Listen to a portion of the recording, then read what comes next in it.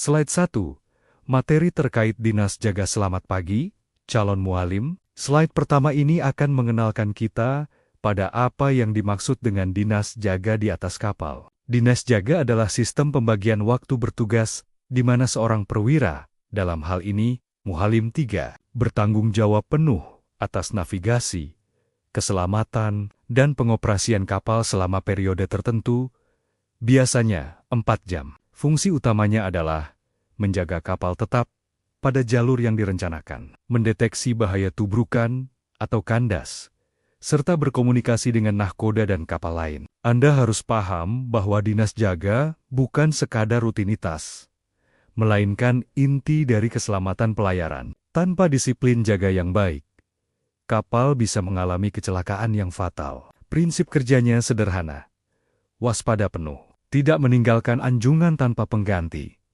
dan setiap keputusan navigasi harus dapat dipertanggungjawabkan. Komponen utama yang akan Anda gunakan antara lain radar, ECDES, ICE, kompas, VHF, dan echo sounder. Cara pengoperasiannya dimulai dari menerima serah terima jaga, memeriksa posisi, memantau instrumen secara periodik, mencatat kejadian, hingga menyerahkan kembali jaga kepada perwira berikutnya. Ingat, sebagai Mualim 3, Anda adalah ujung tombak keselamatan kapal saat nahkoda beristirahat. Mari kita perdalam di slide berikutnya. Slide 2, pengertian Dinas Jaga menurut Stekwe. Pada slide kedua, kita akan membahas landasan hukum Dinas Jaga, yaitu STCW 1978 Amandemen ke-2010. STCW secara tegas menyatakan bahwa Dinas Jaga adalah periode di mana seorang perwira berkualifikasi bertanggung jawab penuh atas navigasi, penanganan kapal, dan komunikasi. Mualim jaga adalah wakil langsung nahkoda selama jam jaganya. Peraturan ini bersifat internasional. Artinya, setiap pelaut di dunia wajib mematuhinya. Pelanggaran terhadap aturan Dinas Jaga dapat berakibat pada pencabutan sertifikat keahlian Anda. Fungsi utama menurut STCW adalah mencegah tubrukan sesuai aturan P2TL Rule 5, mencegah kandas, dan menjaga komunikasi radio. Prinsip kerja yang harus Anda pegang adalah prinsip single watchkeeper. Hanya diizinkan jika kondisi lalu lintas dan cuaca sangat baik, serta didukung alat deteksi otomatis. Namun tetap, Anda tidak boleh lengah. Komponen utama yang terkait dengan aturan ini adalah buku serah terima jaga, checklist kesiapan anjungan, dan standing order dari nahkoda. Cara pengoperasiannya: sebelum jaga, baca kembali standing order, pastikan semua alarm berfungsi, dan tanda tangani buku serah terima. Jangan pernah menganggap standing order sebagai formalitas belaka, karena itu adalah perintah langsung dari nahkoda. Selama jaga, patuhi aturan P2TL. Jika ragu sedikit pun, segera panggil nahkoda. Ini bukan tanda kelemahan, justru bukti profesionalisme. Slide 3. Fungsi utama Dinas Jaga di kapal. Slide ketiga, menguraikan secara rinci apa saja fungsi utama Anda sebagai mualim jaga. Pertama, navigasi aman. Anda harus memastikan kapal tetap di jalur yang direncanakan, mengoreksi penyimpangan haluan atau kecepatan. Kedua, deteksi bahaya. Anda wajib mendeteksi kapal lain, objek mengapung, perubahan kedalaman, atau cuaca buruk. Tanpa deteksi dini, kapal bisa kandas atau bertabrakan dalam hitungan menit. Oleh karena itu, mata dan radar Anda harus selalu bergerak aktif. Ketiga, komunikasi. Menggunakan VHF untuk berkoordinasi dengan kapal lain atau VTS. Keempat, pencatatan. Semua kejadian penting wajib dicatat dalam logbook, karena itu adalah bukti hukum. Kelima, koordinasi dengan nahkoda. Setiap perubahan signifikan harus segera dilaporkan. Khusus untuk Mualim 3, ada fungsi tambahan seperti mengawasi kemudi otomatis dan mengganti ke manual jika perlu, serta menjalankan perintah nahkoda dengan cepat. Ingat, nahkoda tidak akan marah jika Anda melapor, tetapi akan sangat marah jika Anda tidak melapor dan terjadi masalah. Dalam praktiknya, langkah operasionalnya begini. Pertama, Anda harus tetap di anjungan sepanjang jaga, kecuali ke toilet dengan izin. Kedua, Perbarui posisi kapal di peta setiap 15 menit. Ketiga, pantau radar dan ECDES. Aktifkan alarm CPA. Keempat, catat setiap perubahan haluan atau kecepatan. Kelima, laporkan ke nahkoda jika ada target berbahaya. Fungsi ini tidak bisa ditawar-tawar karena menyangkut nyawa dan kapal. Slide 4. Prinsip kerja dinas jaga slide. Keempat, membahas prinsip kerja yang harus menjadi kebiasaan Anda. Prinsip pertama adalah cohabitation navigasi. Artinya, Anda harus menggunakan semua alat yang tersedia untuk menentukan posisi yang aman. Tidak hanya mengandalkan satu instrumen. Misalnya, jangan hanya percaya pada GPS, tetapi bandingkan dengan posisi dari radar atau baringan darat. Cross-check adalah kunci utama navigasi yang aman. Prinsip kedua adalah kewaspadaan penuh. Jangan melakukan kegiatan lain yang mengganggu seperti membaca, bermain ponsel, atau mengobrol berlebihan. Prinsip ketiga adalah pelaporan segera. Setiap penyimpangan haluan lebih dari 5 derajat atau kecepatan berubah tanpa perintah. Segera koreksi dan laporkan. Prinsip keempat adalah Bridge Resource Management atau BRM, yaitu memanfaatkan semua sumber daya di anjungan termasuk jurumudi, peta, dan alat elektronik secara efektif. BRM mengajarkan bahwa kesalahan individu dapat dicegah oleh anggota tim lain. Jadi, jangan bekerja sendirian. Untuk Mualim 3, prinsip tambahannya, jangan ragu memerintahkan perubahan haluan jika diperlukan. Dan jika mengantuk, lakukan aktivitas fisik ringan atau minta bantuan. Langkah operasionalnya, lakukan scan visual 360 derajat setiap 5 menit. Bandingkan posisi dari GPS dengan posisi dari radar cross-check. Catat setiap perubahan, haluan, atau kecepatan. Gunakan jurumudi di daerah sibuk. Dan jika ada keraguan, segera panggil nahkoda. Prinsip-prinsip ini sederhana, tapi sering diabaikan. Padahal itulah yang membedakan perwira profesional. Slide 5. Komponen utama yang dipantau Mualim 3 slide. Kelima akan mengenalkan Anda pada komponen utama yang wajib dipantau selama dinas jaga. Mari saya sebutkan satu persatu. Radar berfungsi mendeteksi kapal, daratan, dan cuaca. ECDES adalah peta elektronik dengan posisi kapal otomatis. AIS memberikan informasi identitas dan gerak kapal lain. GPS memberikan posisi akurat. Kompas Giro menunjukkan haluan kapal, dan kompas magnetik sebagai cadangan. VHF, radio untuk komunikasi. Echo Sounder mengukur kedalaman air. Alarm mendeteksi kebakaran, bocor, atau penyimpangan haluan. Dan yang tak kalah penting, kemudi darurat jika autopilot gagal. Anda harus hafal letak dan fungsi setiap komponen ini dalam keadaan gelap sekalipun. Karena saat darurat, tidak ada waktu untuk mencari-cari tombol. Cara mengoperasikannya, saat awal jaga, nyalakan semua sistem satu persatu. Periksa indikator, apakah menunjukkan kondisi normal, biasanya lampu hijau. Laporkan segera ke nahkoda jika ada kerusakan. Langkah operasional yang terstruktur. Pertama, cek radar dari standby ke transmit. Kedua, buka ECDIS dan pastikan peta terupdate. Ketiga, cek AIS, menerima sinyal. Keempat, bandingkan kompas Giro dengan magnetic error maksimal 1 derajat. Kelima, uji VHF dengan call test. Keenam, cek echo sounder, menunjukkan kedalaman aman. Ketujuh, pastikan alarm dalam posisi aktif. Jangan pernah melewatkan langkah keenam karena kedalaman yang dangkal tanpa disadari bisa menyebabkan kandas. Jangan pernah melewatkan satu langkah pun, karena masing-masing komponen adalah mata dan telinga. Anda saat jaga, slide 6, persiapan sebelum dinas jaga slide. Keenam sangat penting, karena persiapan yang buruk akan menghasilkan jaga yang buruk. Persiapan dibagi menjadi 3 aspek, fisik, mental, dan administrasi. Persiapan fisik.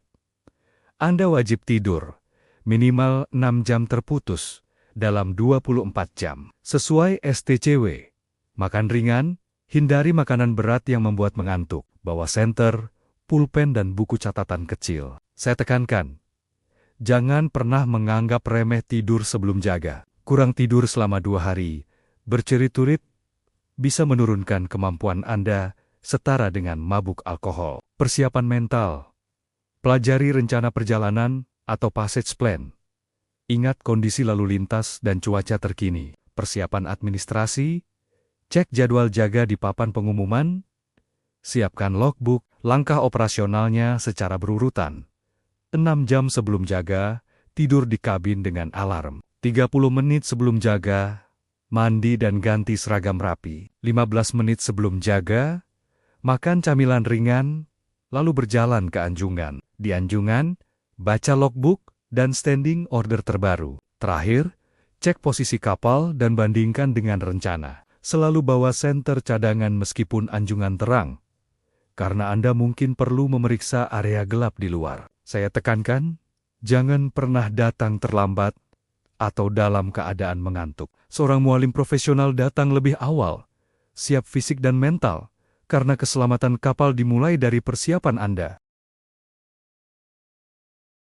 Slide 7. Pemeriksaan awal di anjungan. Setelah tiba di anjungan, Anda tidak langsung mengambil alih jaga. Ada pemeriksaan awal yang sistematis. Pemeriksaan ini meliputi verifikasi semua alat navigasi dan komunikasi berfungsi normal, konfirmasi posisi kapal terkini, memahami situasi lalu lintas, dan mengecek status mesin melalui telegraf atau display. Pemeriksaan awal adalah benteng terakhir sebelum Anda menerima tanggung jawab penuh. Jika Anda melewatkan satu pemeriksaan dan terjadi masalah, maka Anda yang akan disalahkan. Mengapa ini penting? Karena data usang bisa menyebabkan kesalahan navigasi yang fatal. Langkah operasional pemeriksaan awal. Pertama, cek radar. Pastikan dalam mode transmit. Set range 6 atau 12 mil. Kedua, cek ECDIS. Pastikan posisi kapal sesuai peta dan tidak ada alarm off track. Ketiga, cek VHF. Lakukan radio cek ke kapal terdekat atau pantau channel ke-16. Keempat, cek kompas giro. Bandingkan dengan kompas magnetik. Error tidak lebih dari 1 derajat. Kelima, cek posisi di peta kertas, tandai posisi terakhir. Keenam, cek echo sounder, pastikan kedalaman lebih besar dari draft kapal ditambah safety margin. Ketujuh, cek lalu lintas ice. Identifikasi kapal yang berpotensi tabrakan. Lakukan langkah kelima, meskipun kapal sudah menggunakan ECDIS penuh. Karena peta kertas adalah cadangan mutlak saat listrik padam. Lakukan ketujuh langkah ini dalam 5-10 menit pertama. Setelah itu, Anda siap menerima serah terima jaga. Slide 8. Pengoperasian sistem navigasi selama jaga. Slide ke-8 membahas bagaimana Anda mengoperasikan sistem navigasi secara rutin selama jam jaga. Pengaturan radar harus disesuaikan dengan kondisi. Di daerah sibuk, gunakan range pendek 3-6 mil. Di laut lepas, range panjang 12-24 mil. Jangan malas mengganti range radar. Range yang terlalu pendek membuat Anda kehilangan gambaran jauh. Sedangkan range terlalu panjang membuat target kecil tidak terlihat. Aktifkan alarm bahaya, yaitu CPA, Closest Point of Approach, dan TCPA, Time to Save. Gunakan fungsi paralel index untuk navigasi di alur sempit. Perbarui posisi di ECDIS secara manual setiap 30 menit, meskipun sudah otomatis, untuk latihan dan cross-check. Untuk mualim 3, Anda harus bisa mengoperasikan ECDIS dalam mode manual jika sensor gagal, dan tahu cara mengganti mode kemudi dari auto ke manual. Saya sarankan Anda berlatih mengganti kemudi manual dalam 5 detik, karena saat autopilot rusak, setiap detik sangat berharga. Langkah operasional, set radar range sesuai kondisi. Aktifkan alarm CPA misal 2 mil, dan TCPA 12 menit. Buat paralel index dengan 2 titik referensi di darat. Plot posisi di peta kertas setiap 30 menit. Jika autopilot aktif, cek setiap 10 menit bahwa kapal tidak menyimpang. Terakhir, pantau ice untuk melihat nama dan kecepatan kapal target. Jika Anda melihat target dengan CPA kurang dari 2 mil, jangan tunggu. Segera ubah haluan atau hubungi kapal tersebut lewat VHF. Pengoperasian ini harus dilakukan dengan disiplin. Jangan hanya mengandalkan otomatisasi. Slide 9. Pemantauan saat kapal berjalan setelah semua alat berjalan. Tugas utama Anda adalah pemantauan berkelanjutan. Apa saja yang dipantau? Haluan. Setiap penyimpangan lebih dari 2 derajat harus dikoreksi. Kecepatan. Jika berubah tanpa perintah, curiga ada arus atau masalah mesin. Lalu lintas. Perhatikan kapal dari segala arah, terutama yang mendekat cepat. Kedalaman, perubahan tiba-tiba, bisa indikasi bahaya. Cuaca, angin, gelombang, visibilitas, pemantauan bukan sekadar melihat, tetapi memahami apa yang Anda lihat. Misalnya, penurunan kedalaman dari 50 meter menjadi 20 meter dalam 5 menit. Harus langsung direspon sebagai potensi kandas. Frekuensi pemantauan yang dianjurkan. Kompas setiap 5 menit. Radar setiap 10 menit lebih sering di daerah sibuk.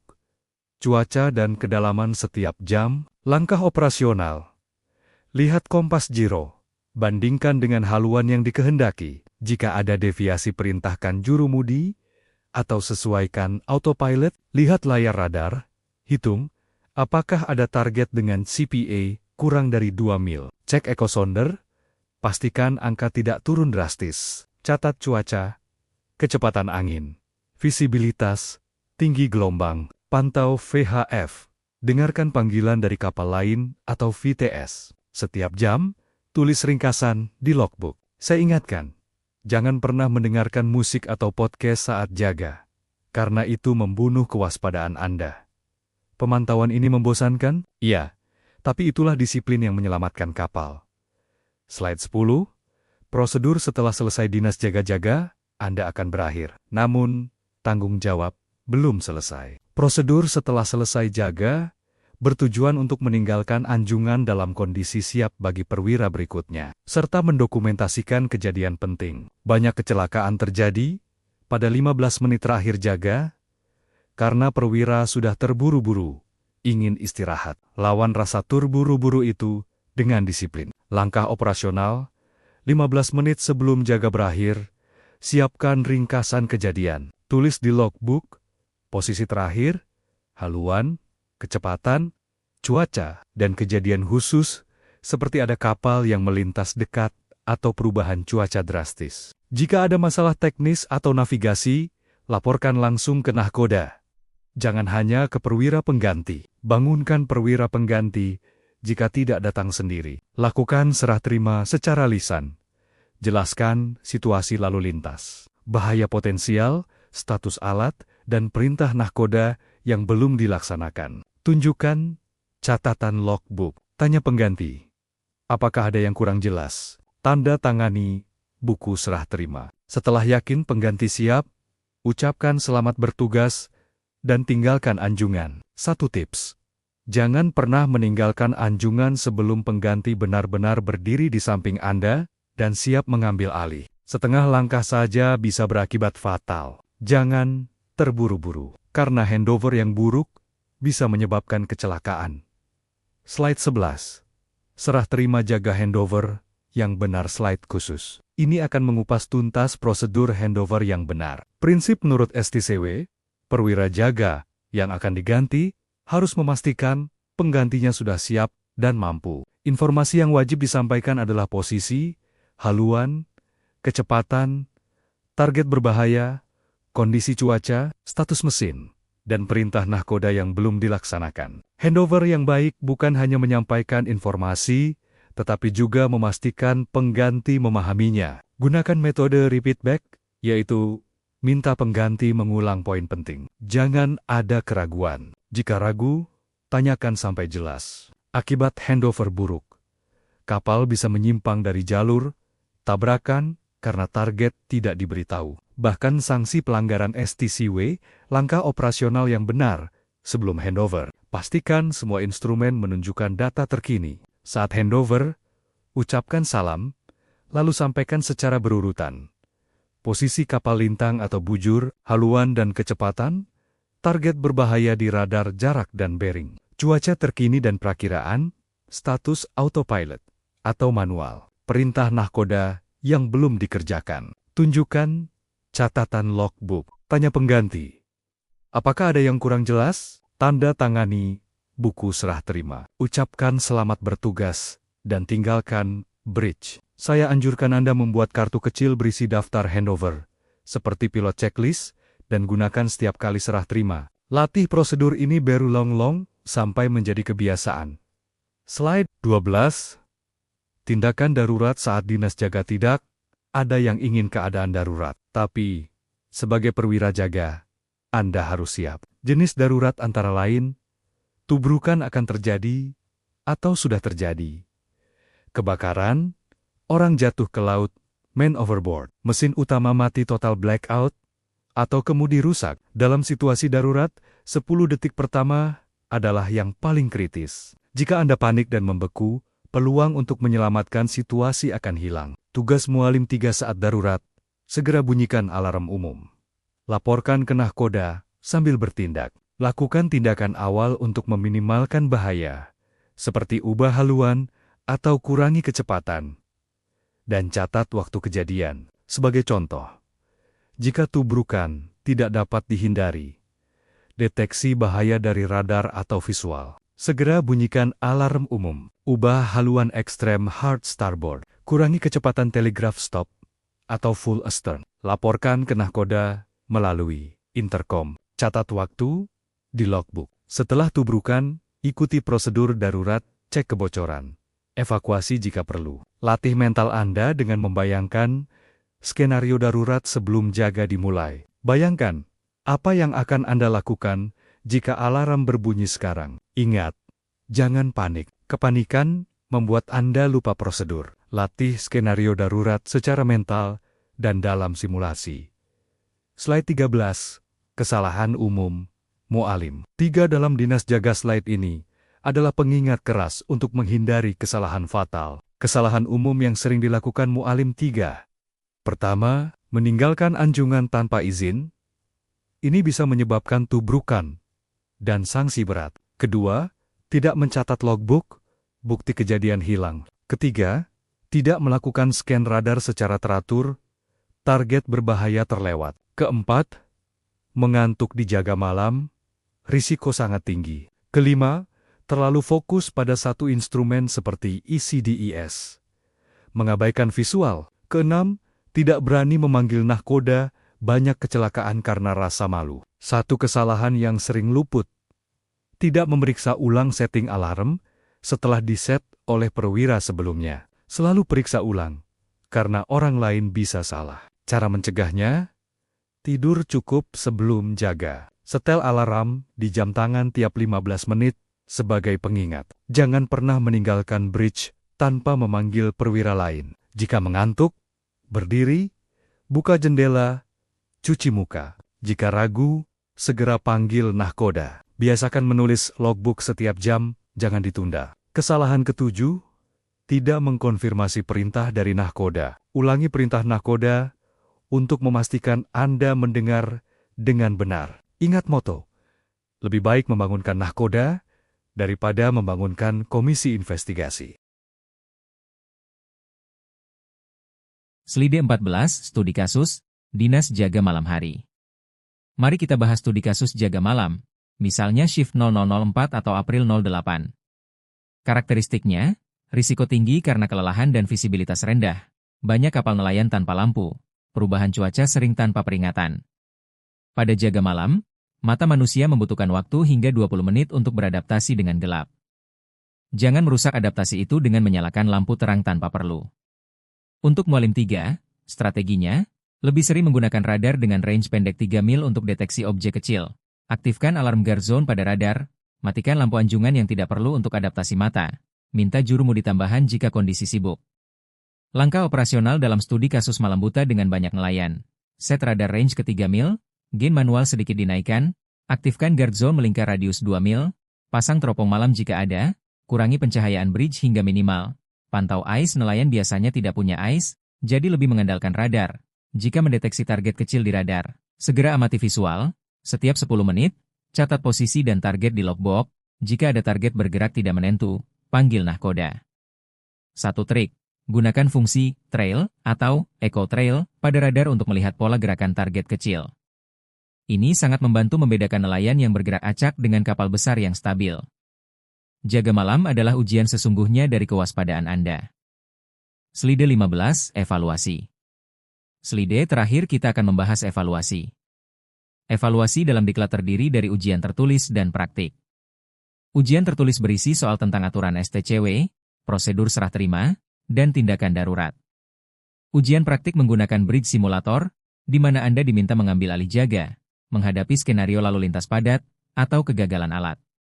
Dalam ujian praktik, instruktur tidak hanya menilai hasil akhir, tetapi juga proses berpikir Anda. Sebutkan alasan dibalik setiap keputusan Anda dengan suara keras. Standar kelulusan minimal 70% untuk teori, dan untuk praktik instruktur menilai ketepatan prosedur, komunikasi, dan pengambilan keputusan. Tips untuk Anda, hafalkan isi STCW Sektiona 82 tentang Watch Keeping, latih kemampuan membaca radar dan EKD setiap hari, biasakan diri dengan logbook elektronik, pelajari prosedur serah terima dengan perwira lain, jaga kesehatan fisik dan mental. Saya yakin dengan persiapan yang matang, Anda semua bisa lulus dan menjadi mualim jaga yang profesional. Selamat belajar, tetap semangat, dan jaga keselamatan pelayaran. Ingat, sertifikat N4 bukan tujuan akhir, tetapi awal dari tanggung jawab besar di laut lepas.